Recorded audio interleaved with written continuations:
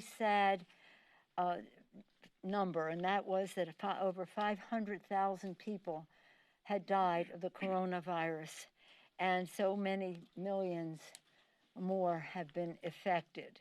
Uh, Tonight, we are in Rules Committee awaiting their product so that we can bring to the floor legislation that saves lives and saves the livelihoods of the American people. It's a great day for us. When we take this vote, we will take a vote to reduce the spread of this virus, to put, as we keep saying, vaccinations in the arms of the American people, money into the pockets, children into the schools, workers back into their jobs, so that we can go forward. I salute President Biden for his American Rescue Plan, which will do just that, rescue the American people. The loss of jobs, the loss of income, the loss of life, first and foremost. I want to salute the committee chairs who did such excellent work putting together this legislation with great precision so that it would honor the 51 vote privilege. It took time, it took knowledge, it took values, and it took strategic thinking to get the job done. And then it was handed over to the chairman of the Budget Committee. We could not be better served. A budget should be a statement of our national values. What is important to us as a nation should be reflected in the priorities that we have in our budget. And indeed, that is how Chairman Yarmouth has always, that is the narrative of his leadership as chair of the Budget Committee. It is my honor to now yield to him so that he can give us a report as to where we are on this very, very important reconciliation bill, a budget which is a statement of our values to save the lives and livelihood of the American people. Mr. Yarmouth. Thank you, Madam Speaker. This process began 25 days ago when we introduced the reconciliation resolution. We've made remarkable progress in those 25 days, and I want to echo the Speaker in complimenting all the committee chairs. When you think about the committees that have been involved in this process, everybody from the Agriculture Committee to Energy and Commerce to Education to Science to Veterans Affairs, across the board, you realize three things. One is the breadth of the impact of the pandemic in both personal and economic terms, the many ways in which the pandemic has affected this country in virtually every corner of society, and finally, third, the magnitude of the response that's required. And I think that's what you see reflected in this legislation, an incredible piece of work that deals with the pandemic in all of its manifestations and in a way that will truly be effective in not only stopping the virus, stopping the pandemic, helping our citizens get through the economic challenges that they've had, and also then helping our state and local governments in rebuilding the economy, getting set to rebuild the economy. I think you also realize why this piece of legislation has such broad support. Just this week, a poll, 76% of the American people support the bill, 60% of Republicans. You see everyone from the chairman of the Fed to major business groups, 150 CEOs, to education groups, to labor groups. You can't name really one aspect of society that has not gotten behind this piece of legislation. So we believe that this is something that it meets the moment. This bill meets the moment, meets the challenge, and we think it's a great victory for the American people and will get us finally out of this terrible crisis that we've been facing. Thank you very much, Mr. Chairman. I know you guys have done a lot of work, and I hate to disagree with the chairman. He says this started 28 days ago. Mr. Chairman, you mean literally in terms of your work on the Budget Committee. I get that. But it's important for us to remember this started almost a year ago. And a year ago, we saw a crisis confronting the American people. Individually, children, families, grandmas, grandfathers, businesses, our economy generally. And so we have responded 5 successful times, 2 on our own that unfortunately died in the Senate, which if they had passed in the Senate, we may not have needed this bill. And 5 times we passed legislation to respond to this crisis overwhelmingly in a bipartisan fashion. And we will see shortly whether some are going to stay the course in responding to the crisis confronting our people and our economy. More than 500,000 of our fellow Americans have now died from this disease. Hard to contemplate anybody thinking that somebody would attack us and kill 500,000 of our people. But that's what COVID-19 has done. 10 million more Americans are out of work than at this point last year. Today's vote is a crucial step in our fight to defeat COVID-19 and build our economy back better. I see the last version return to the House for final action the next 2 weeks. Pass this March 14th. Some people are not tracks. We are to send the American plan to President's desk March 14th. We can begin fighting American workers, school, community, men, women, children, with the assistance they so crucially need. Economists agree that we need a bold plan, not just another temporary measure.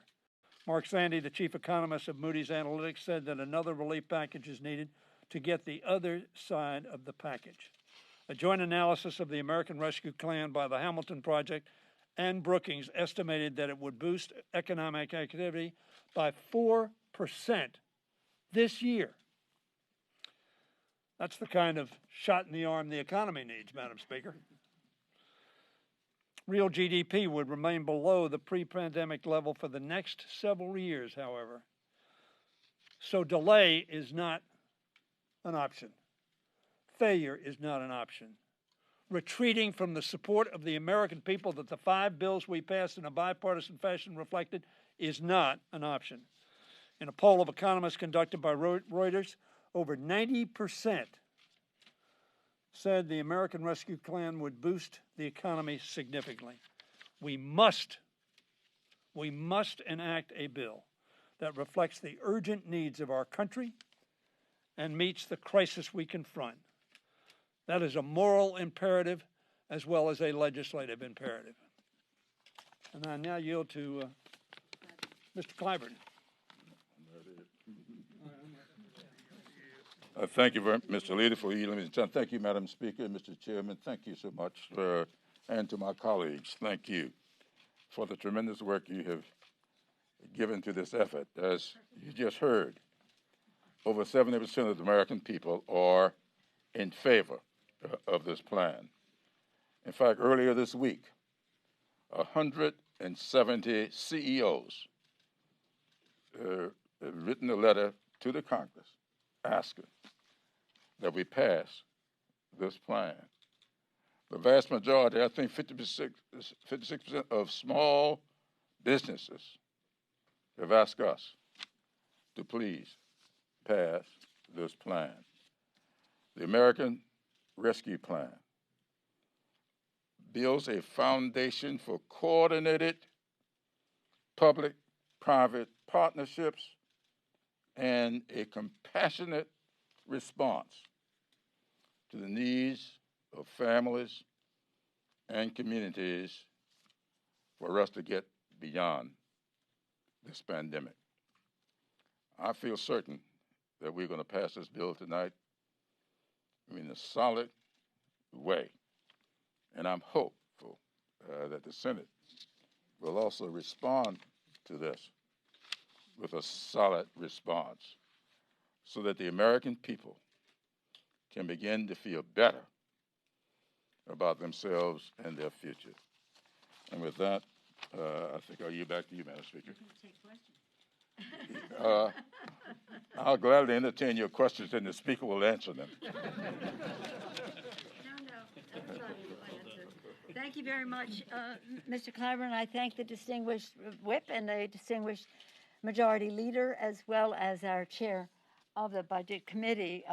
Other members of the leadership are here as intellectual resources to answer any questions that you may have. We all, though, gather with great pride in the legislation that members will be receiving when it comes from the Rules Committee, where it is still under consideration. But it's a great, we're going to make a giant step forward tonight. Any questions? Yes, sir. Madam Speaker, do you agree with some of the members of the Democratic caucus that believe that the Senate should either overrule the parliamentarians' decision on minimum wage or break up the filibuster in order to keep minimum wage as part of this package? Well, I invite any of my colleagues who wish to answer that question to join me. As a matter of a practice, I don't get involved in the rules of the United States Senate. But as a matter of values, I can just say we will not rest until we pass the $15 minimum wage. We have been engaged in the fight for 15 for a long time. This is legislation that affects a majority of women. So over 60% of the people who make the minimum wage are women. Many are moms. And it is so essential for us to do this. And whether it happens when we send this over there, we are sending it as a symbol of a difference it'll make in the lives of the American people, but not just a symbol, but as a solid proposal. If it doesn't prevail because of Senate rules, we will persist, but we will not stop until we very soon pass the $15 minimum wage. Any other comments that folks want to make on that subject, on the minimum wage? Madam Speaker? Yeah. Yes, ma'am. Do you think that this issue specifically, raising the federal minimum wage, that it is an issue that can cost Democrats the House and the Senate in 2022? There's going to be a level of apathy that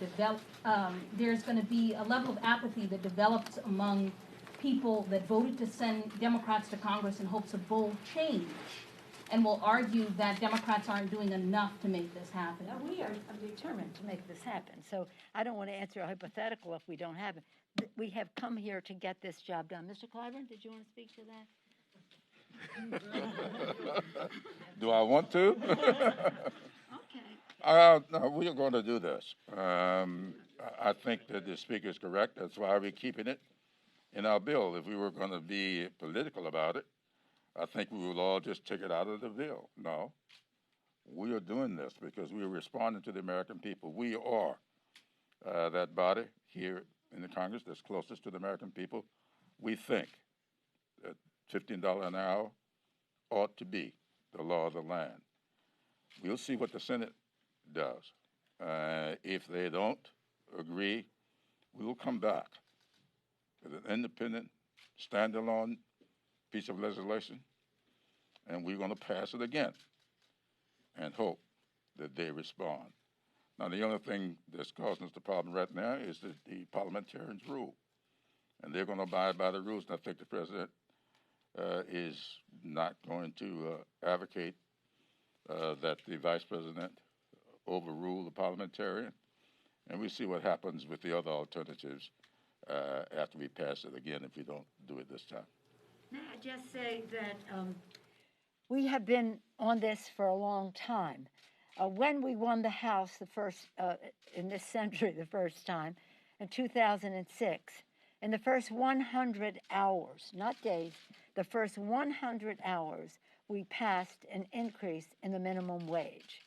It had not been increased for 11 years, and we passed an increase in the minimum wage. It was part of our 6 for 06. That would be January 2007. When it went to the Senate, it had the wholehearted support of Senator Byrd of West Virginia, who put out a statement urging the Senate to take up and pass the legislation because it was so necessary. This is not a provision in a bill that is accepted or not by the Senate. This is, again, a value. This is a priority. We will get it done. And again, we'll study what the opportunities are to do that. But let's not be distracted from what is happening in this legislation. We have a family of four getting what? $1,400 times four, $5,600. A family of four individuals getting the $1,400 to bring it to $2,000 for this series of direct payments. Half the children, poor children in America, will be taken off of poverty with the child tax credit, and especially addressing younger children in poverty, small, under 6-year-old children in poverty. The earned income tax credit will be a boon to those who are working and get the earned income tax credit. The unemployment insurance, which expires the middle of March, will be extended, as well as the expanded benefit for that. Not to mention, the funding for schools so that our children can go back to school safely. The funding for the vaccine, its distribution, its production, distribution, and ministering it into the arms, that funding, tens of billions of dollars. So if you're talking about crushing the virus, this legislation goes way down the road to doing that. If you're talking about putting money in the pockets of the American people, this is going to be a boon for families in our country, working families. If you're talking about getting our children back into school safely, billions of dollars to do just that in a way that is safe and addresses those schools which are in drastic need for better ventilation and separation and the rest. If you're talking about helping the food insecure, millions of food insecure children in America, their needs are addressed with the food security money that is in the benefit. And those who are insecure with housing and on the verge of eviction, the funding is there. A better way to attend to the small businesses and the rest. This is a spectacular piece of legislation. While the Senate has prevented us temporarily from passing one aspect of it, let us not be distracted from what is in here, because it is a great bill. Any other comments on the bill? I just have one comment on the electoral implications of this, Eva. I think the more important question is, what kind of price are the Republicans, both in Congress and outside, who have opposed this help to the American people, opposed raising the minimum wage, what kind of price are they going to pay? Yes, sir. Is that your sales pitch to the progressives in your caucus who 2 weeks from now may have to vote without having the minimum wage? Is that what your It's not a sales pitch. We have a consensus in our caucus that we're here to get the job done for the American people. This isn't about any sales pitch. This is about who we are.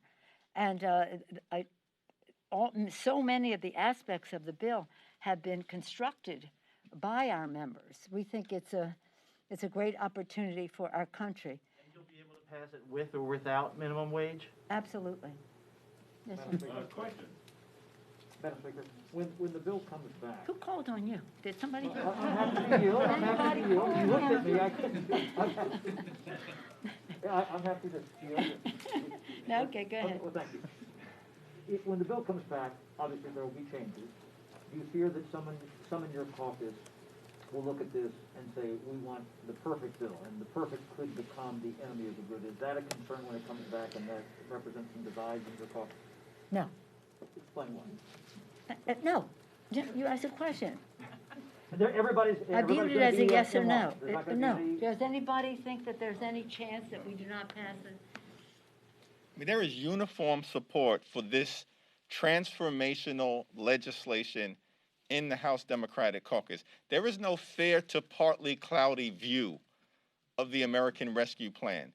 It's a sunny, aspirational, bold view because the $1.9 trillion plan, as the speaker indicated, will crush the virus, provide direct relief to the American people, increase the direct payment survival checks to a total of $2,000, provide $25 billion in assistance to renters and homeowners who are struggling, increase the food security EBT program by 15%, provide $350 billion in state and local assistance so we can protect public programming, public safety, public health, public education, public housing, public transportation, and the provision of the public good. And those are just the highlights. That's not the fine print, because it's a once-in-a-century pandemic, and the caucus, under the leadership of Speaker Pelosi, has recognized, with the full support of everyone, that it requires a once-in-a-century continuing, comprehensive, and compassionate congressional response, and that's exactly what the American Rescue Plan represents. I think that our unity around this bill comes from the stories that we've heard in our districts. And I just want to use one woman whose story has come to my attention in my district and how transformative this bill will be for her. She lost her job shortly after the pandemic, lost her apartment, lost her child care, and didn't have a way to be able to feed her young child or afford diapers. What this bill, and I'm so grateful to the leadership of my colleagues and the speaker, will say to her, one of the 1 in 4 American women who've been forced out of the workforce, one of the people that of the 140,000 jobs that were lost in December, every single one of them was held by a woman, and predominantly women of color. This bill will say to her there's a child tax credit that can help lift your child out of poverty. There will be a survival check to help you put a down payment on a new apartment. There will be food available for you. There will be vaccines and testing so that you can get back to your job. This is what this bill means to Americans, that we see them. And that is why we are so united behind this. And it's just not the Democratic caucus. It is the American people, because we are seeing them and we are meeting their tremendous suffering and loss with tremendous solutions and help. So I am so grateful to this caucus and to the work that has been done. And we look forward to delivering this for all of those who have struggled through this last year so mightily, and to restore that hope to our communities. That is why this bill is so supported by our caucus. This is an important bill for our caucus and for our country. I want to thank Chairman Yarmuth and the Budget Committee members who have done the work to get us this far, and the committee chairs, in addition to the members of leadership behind me. This bill has the support of our caucus because it meets the needs of our communities. That's our guiding principle. And we know that. We know that it has the public support. As Chairman Yarmuth mentioned, the question is, will the other side acknowledge that? Will they acknowledge that this bill provides benefits? Because I'm not the only colleague on this stage who has had conversations with local leaders who enthusiastically support this bill, as Chairman Jeffries said, because it protects the public good, public transportation, public education, local money for our local communities. That's why this bill is good. In addition to the money for vaccine distribution that meets the needs of our communities, that's important. And our colleagues recognize that. And that's why I share the confidence and the sunny view, as the chairman mentioned, that we will pass this bill, and then we will pass it again because it is good for the American people. If I can just build on the Vice Chairman's point, add my thanks to Speaker Pelosi, Leader Hoyer, Whip Clyburn, Chairman Yarmouth, who's done extraordinary work, and all the chairmen. But I did a press event today. 3 of the 4 county executives in my district, which is a very conservative district, are Republicans. All 3 support this legislation. 2 appeared with me today. So I think it's important not to miss the broad bipartisan support for this package as soon as you step out of the Republican caucus room. The fact of the matter is that county executives, town supervisors, people on the front lines who are responsible in many cases for administering the vaccine, for being the public health provider in America, they get it.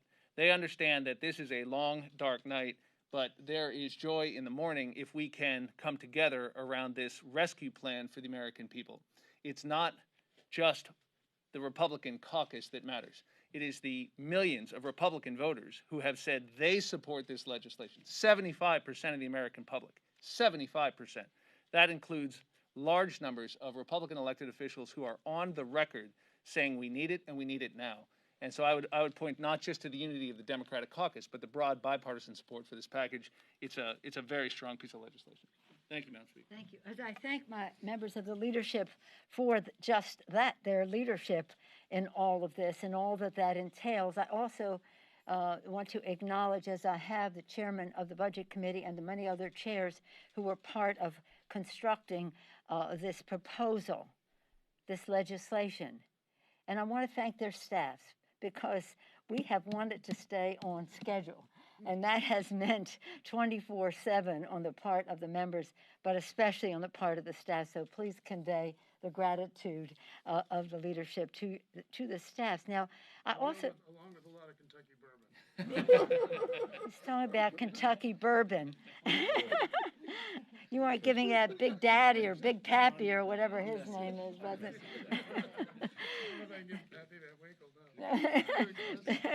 In any case, I also want to acknowledge the staff of the country. One of the big provisions of this bill is the support for our heroes, honoring our heroes. You've heard me say that many times. Honoring our heroes, putting money in the pockets of the American people, crushing the virus again, and putting our children safely in schools. But the schools can't function and all the other things can't happen unless we support our heroes, those who work at the state and local level, our healthcare workers, our transportation, sanitation, food workers, our first responders, police and fire, our teachers. And when we talk about the funding in the bill for education in light of COVID, well, that's one piece of it, but over 90% of the funding for education comes from state and local government. And that's why we have to have that support in the legislation as well, because of revenue lost, because of shutdowns, and because of costs from COVID that were unanticipated. And the healthcare workers, people talk about them, their heroes. How do we thank them? Well, we thank them by letting them keep their jobs. More than a million of local employees have lost their jobs because of the loss of revenue from the shutdowns. So in any case, for every way that we come at this challenge that we have, this bill addresses it, and pretty soon it will be passed in the House, sent over to the Senate to be further engrossed, to pass and go to the White House so that it is in time for the March 14th deadline. I would like it well before that. The sooner we pass the bill and it is signed, the sooner we can make the progress that this legislation is all about, saving the lives and the livelihood of the American people. Thank you very much. Good evening.